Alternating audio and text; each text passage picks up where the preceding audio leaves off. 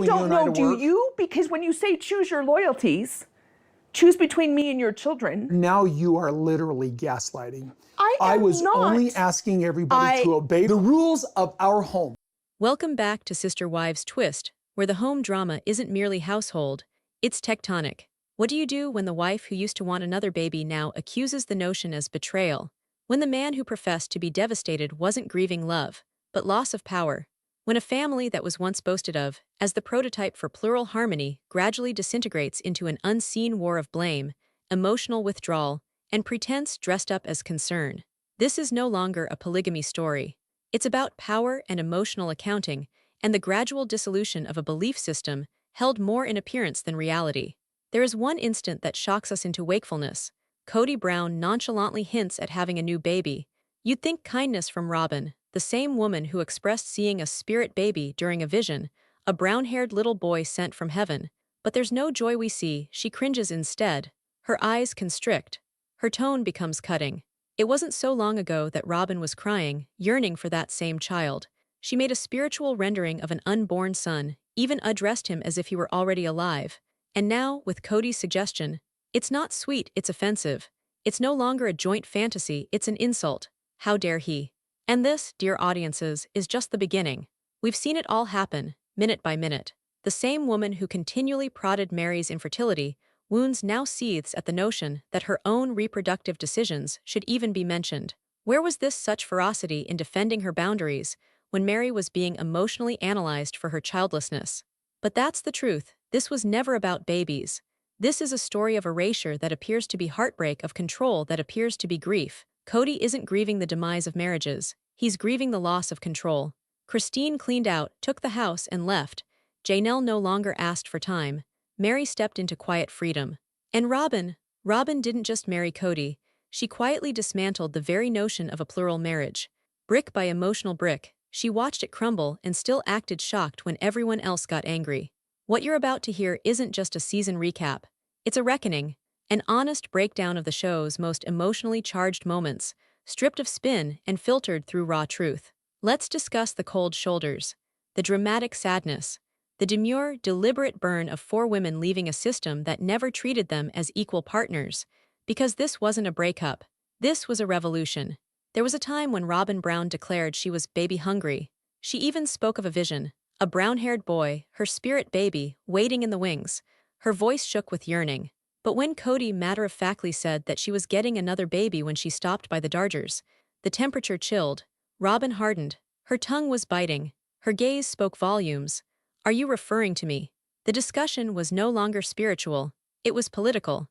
It was not a hope but a threat. And from the same woman who previously made a spectacle out of Mary's fertility, reopening aged wounds for the world to witness. Now having more kids is a personal slight. It's not hypocrisy, it's a pattern. And that pattern has nothing to do with children, and a whole lot to do with control. Let's discuss the disappearing family. Whenever the spotlight shifted from Robyn's home, tension ignited. When Maddie and Caleb came to live with Janelle for their second pregnancy, Robyn was stiff with discomfort. When Kody proposed Mykelti and Tony get closer, Robyn brushed him off with a gracious smile and replied, "They're on their own journey." What she actually meant: don't tinker with my arrangement. In Flagstaff, Robyn didn't construct a house, she constructed a kingdom. Kody appeared every day, assisted with the children, slept on her floor, while Janelle and Christine received scraps, casual visits, fractured rituals. When Savannah did not get a Christmas present, it was no accident. It was a message, one that loudly declaimed, "This is no longer your family." And Kody's so-called heartbreak when Christine departed. He didn't lose a lover, he lost his pedestal. He lost the image, the contract, the illusion. He said the pain was akin to a knife to the kidneys. That wasn't sorrow, that was anger disguised as sentimentality. He said to Suki, "I decided to love her," as if loving Christine was something on a list to accomplish. Then, in a whiplash about face, he afterwards confessed, "I never loved her." So which is it? This isn't a grieving man. This is a man trapped by his own paradoxes, retouching his history on the fly, reframing stories to fit the narrative that insulates him. At that moment, Kody wasn't brokenhearted, he was beaten. And then there's Robyn, the revisionist wife. She performs her part with creepy accuracy, one moment crying, the next playing dumb. One episode, she's sobbing about dysfunctional families. Next, she's blaming others. Recall the Christmas gift pile that wasn't wrapped. She blamed Kody that she had no idea what transpired. But come on, Kody doesn't draw breath without Robyn's permission, let alone holiday decisions. When Mary called her out on their drifting apart, Robyn played dumb, said she had no idea why they drifted apart, conveniently forgetting that she'd been ghosting Mary for months. This has been her MO, fake ignorance, cry a couple of crocodile tears and quietly point fingers. For a moment it worked, but sooner or later, the facade started to crack. A family without a heartbeat. Now, as season 20 looms, the emotional center of Sister Wives is gone. Christine's moved on and published a book. Janelle is building a farm and a future. Mary is embracing life on her own terms. And here's the truth that can't be ignored. The show only still exists because of them. Robyn and Kody don't carry this series. They never have. The true heart of Sister Wives was always the mess. The conflicting personalities, the imperfect love, the tension-filled dinners bursting with laughter. That's what made it feel real. Now that pulse is missing, and the viewers can sense the silence. At the tell-all, dust might have finally settled on the set, but the psychic wreckage was still raw. Kody's meltdown left more than hurt egos behind. It revealed a war zone of strained trust, silent betrayals, and naked, unvarnished truth. And off-camera, the quiet between takes spoke volumes more than any script ever could. The actors no longer were just working on a show, but were working through the aftermath of emotional combat. Christine, the former ray of sunshine for the cast, sat quietly in the wings. Her smile, once automatic, was forced, maintained through sheer determination. Producers gathered, watching their words, particularly the last blows against Robyn. Christine didn't simply allege that Robyn was manipulating through subtlety. She diagrammed a pattern, where Robyn manipulated Kody from behind the scenes, while appearing to be helpless. And then there was the video viewers were never meant to see. A months-old confessional that Christine had asked be edited out, but with the kind of drama that broke out on set, the producers decided to roll their dice. They broadcast it as a preview. On it, Christine's voice is husky, shaking. Robyn wanted it to be just her. I overheard the calls, I saw the messages. This wasn't accidental, it was orchestrated. Back in the studio, Janelle remained frozen. The air was thick. Her fists were wrapped around a cold coffee cup that had been there for hours. Host Suki attempted to calm the room, but then Janelle leaned in and dropped a bombshell that shocked the whole room. Kody said to me, after we broke up, that he always assumed the rest of us would abandon ship. He said Robyn was his insurance policy. Cameras stuttered, breaths were suspended. In that moment, Sister Wives wasn't about plural marriage any longer. It was about flight, deception, and survival. Mary, sitting in proximity, heard it too, but she didn't respond with anger. She replied with something more substantial, weariness. The kind that only comes after decades of being gaslighted. Go, you said you go. He told me I was the experiment, she whispered. That I taught him what not to do. I should have left a long time ago. And like that, the image that had been presented to viewers for more than a decade crumbled. This wasn't some spiritual journey or some divine calling.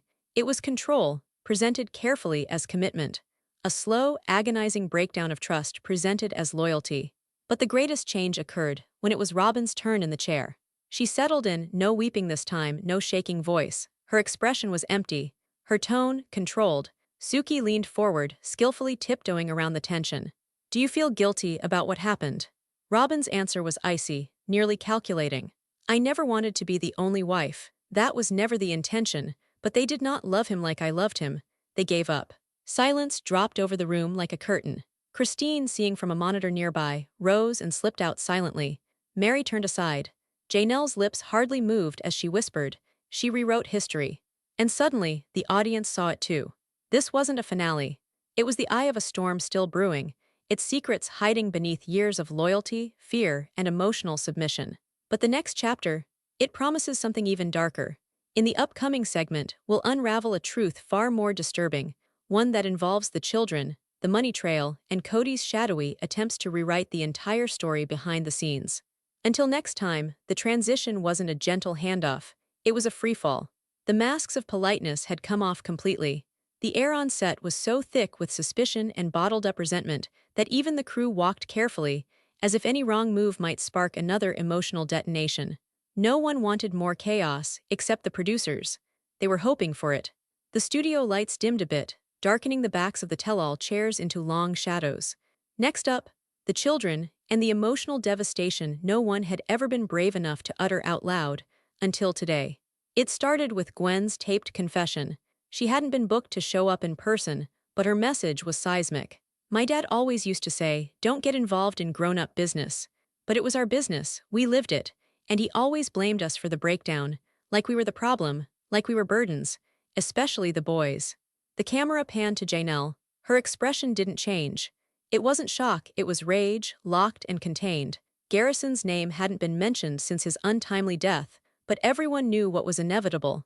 It couldn't be deferred any longer. Suki hesitated, then gingerly inquired, "Janelle, do you think the pressure and emotional strain of this family life had anything to do with Garrison's own struggles?"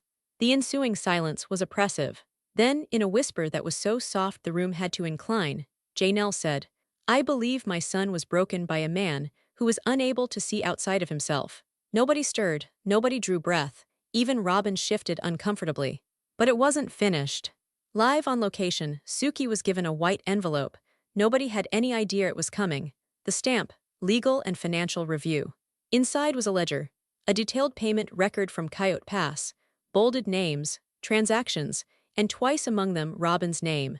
Christine, now watching from the green room, stared at the screen in stunned silence. She had long suspected something, but had never been able to prove it. Kody had once told her that they were all equal owners of the land, but the paper in Suki's hands said otherwise. Robyn had quietly acquired majority ownership, years before the other wives had ever laid eyes on a signature. The betrayal was more than emotional, it was financial, strategic, calculated. Suki asked Robyn to answer. Robyn evaded. "I didn't handle any of that. Kody did, I trusted him." Then Mary spoke. Her voice trembled, but her words were firm. "I never signed this. And if this was family property, why did I have to request twice just to view the documents?" That's when the producers made their daring move. With Mary's approval, they played a private voicemail from Kody, one that the public had never heard. His booming voice filled the studio speakers. "Mary, you don't have to be asking those questions. You're only part of this package because I was in a good mood. Don't begin a war you can't win." The studio fell silent. Robyn's eyes grew wide, but no tears flowed. Christine turned to the cameras in the back and spoke in soft finality. "There it is, the man behind the curtain." The studio audience sat mutely in shock. And then there was one question, hanging there like a specter. Was the whole family just a scam? The show ended with an eerie montage of early scenes. Kody playing with the children, family campfires, road trips and vacations together. But now, all the images seemed different. Behind each smile, you could see the gradual disintegration, the favoritism, the secret betrayals, the emotional pulling away. At the end of the credits, a single quote from Logan, Kody's oldest son, scrolled on the screen. A vintage interview long forgot. He always said love had to be unconditional, but his love came with conditions, and we all paid the price. And in Janelle's peaceful little home, away from the spotlight, the grief remained, like mist that refused to clear.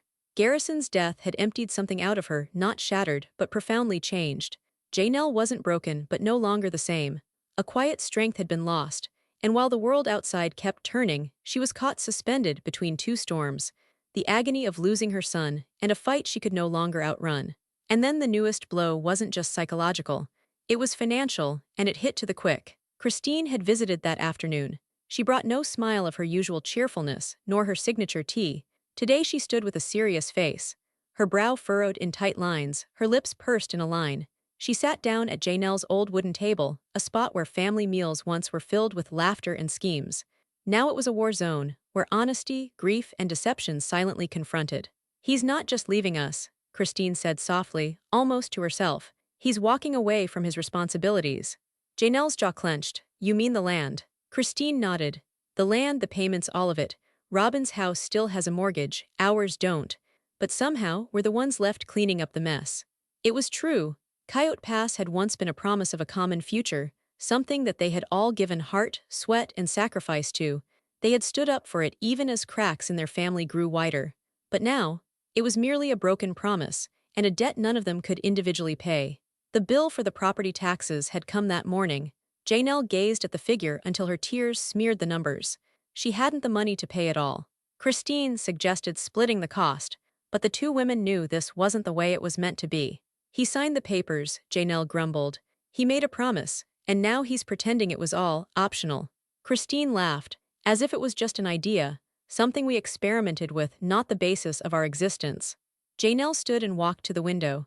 The desert of Arizona stretched out endlessly beyond it, once a reminder of rebirth. Now it seemed to be a trap, parched, cruel, claustrophobic. What had offered freedom now yielded only whispers of abandonment. The camera cut to Robyn, who was sitting in her sleek, high-end home. Sparkling everywhere, everything glistened. Sitting on the edge of a deep, comfortable armchair, she rubbed her hands together as she delivered the words, voice shaking with what she insisted was sadness. "I don't get it," she said. "They're so upset. Kody's done as much as he can, he's only one person." But the contrast was palpable. Janelle and Christine were barely staying afloat, wringing their brains worrying about bills, taxes, survival. Robyn wasn't. She wasn't selling furniture. She wasn't lying awake thinking about how to pay for her house. She was insulated, shielded by Kody's adoration, a protection no longer theirs. Then there came a twist nobody predicted. Christine was called by a title agency. Part of the Coyote Pass parcels, once owned by Kody and Janelle, was being quietly transferred into a trust with Robyn as the alternative beneficiary. Christine's heart sank. She demanded to know from the agent. That land wasn't his to transfer. Janelle didn't sign. What's going on? The agent merely said, the application had been submitted months prior. No signing was required if Kody was co-owner. Christine's blood froze. She hurried back to Janelle. He's trying to steal it. He's having it done so if something happens, you lose everything. Your name is being removed. Janelle didn't want to believe it, but she knew. The man she had shared a life and children with, the man she had defended, was now a stranger. Distant, calculating, unreachable. That evening, she laid out outdated documents on her table, deeds, contracts, whatever she could find. She wasn't looking for legal evidence. She was looking for clarity, for someplace to stand. And at just before dawn, when darkness gradually yielded to light, she sat down and penned a letter to her children. If anything happens, I want you to know I fought for you, for what was ours, for what we were promised. The truth could no longer be hidden. Kody was not fighting on their behalf. His allegiance had closed. He now fought for one wife, one home, and abandoned the rest. Christine spent the night. She gripped Janelle's hand on the couch in silence. All betrayals don't come with yelling and slammed doors. Occasionally, they are in the guise of court documents, covert transfers of property, the gradual, stealthy destruction of years of effort at making something true. Coyote Pass was a dying dream now, and they were the ones being buried in its ruins. The pressure was suffocating. Janelle stood at the edge of the land that had once represented possibility and unity. Now it seemed to be cursed.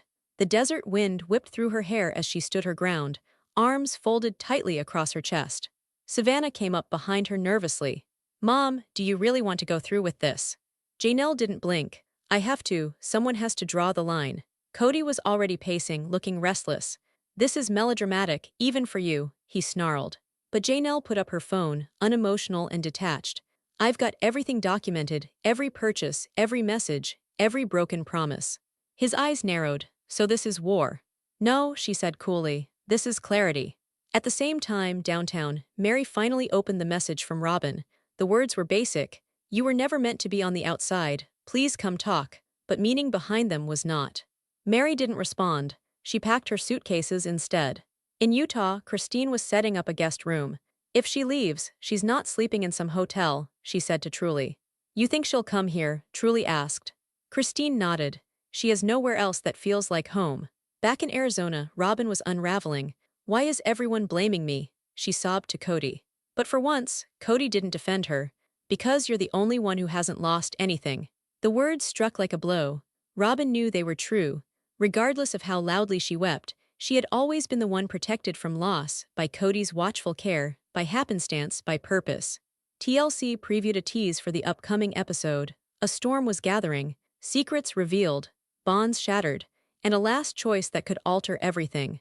And then an alert beeped. Logan had finally sent the message that had to be sent. There was a group chat brightening up. "We need to talk, all of us.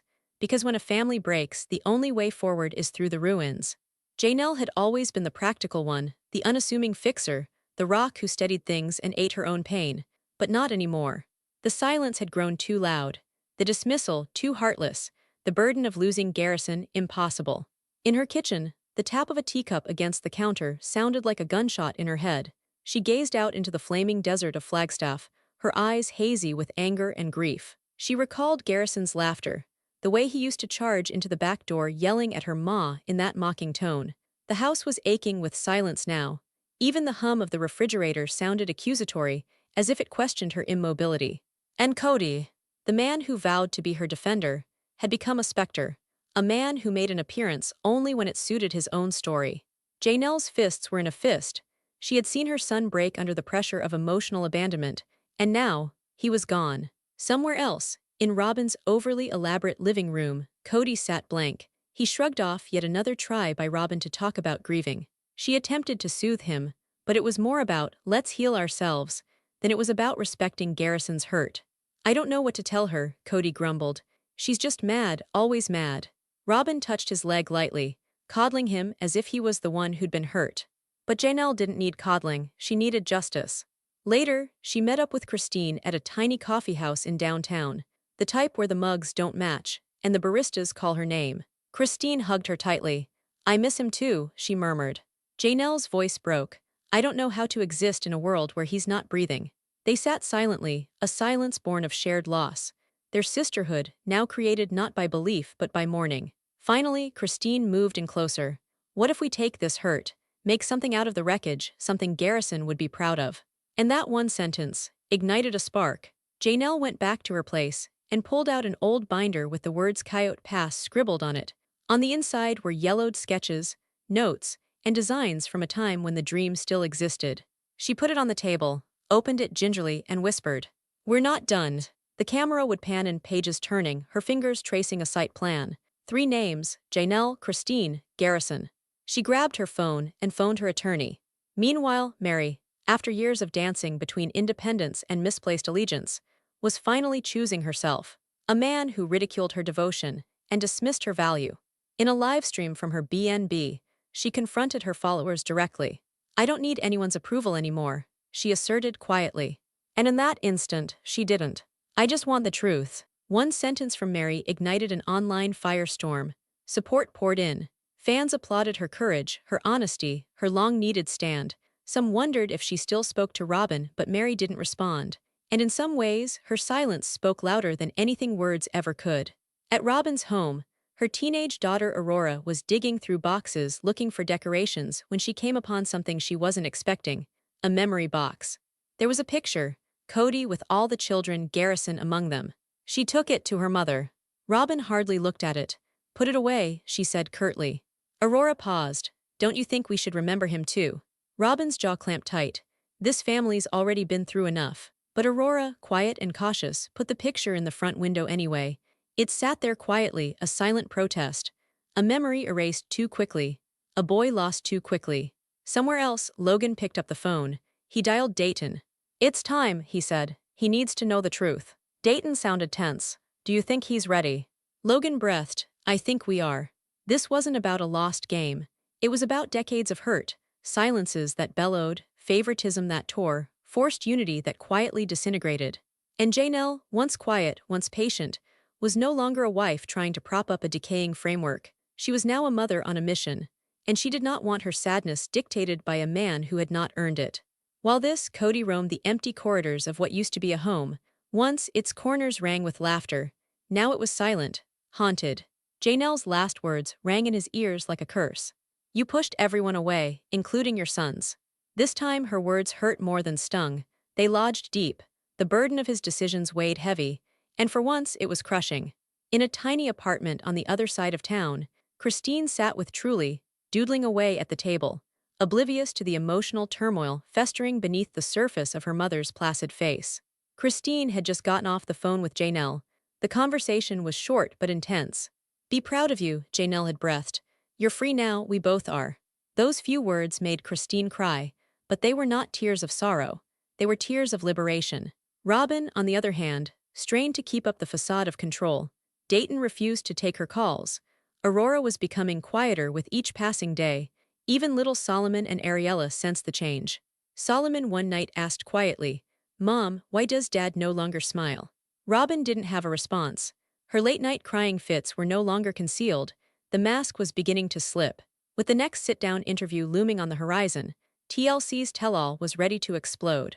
Host Suki directly and bluntly asked Janelle, Do you regret any of it? Janelle stared right into the camera, calm, unfazed. I regret not speaking up sooner, she replied. I regret exchanging my peace for someone else's pride.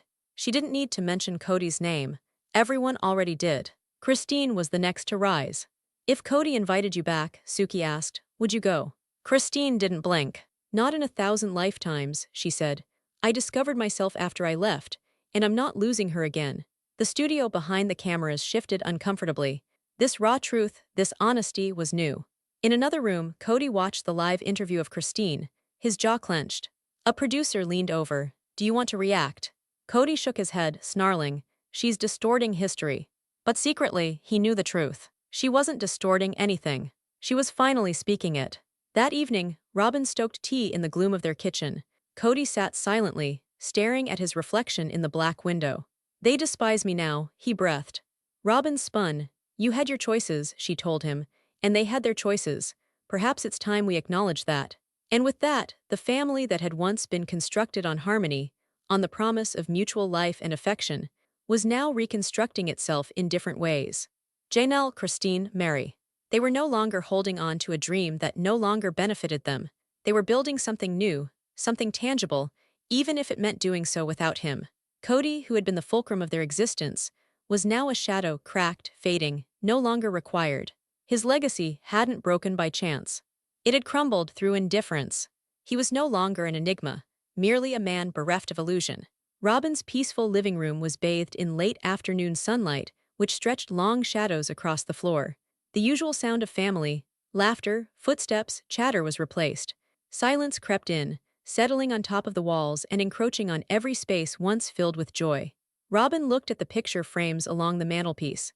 Smiling faces, holiday occasions, snaps of a time when everything had been intact. Now, though those smiles did not bring her comfort, they seemed like a reminder of something she couldn't have back, something she couldn't even grasp.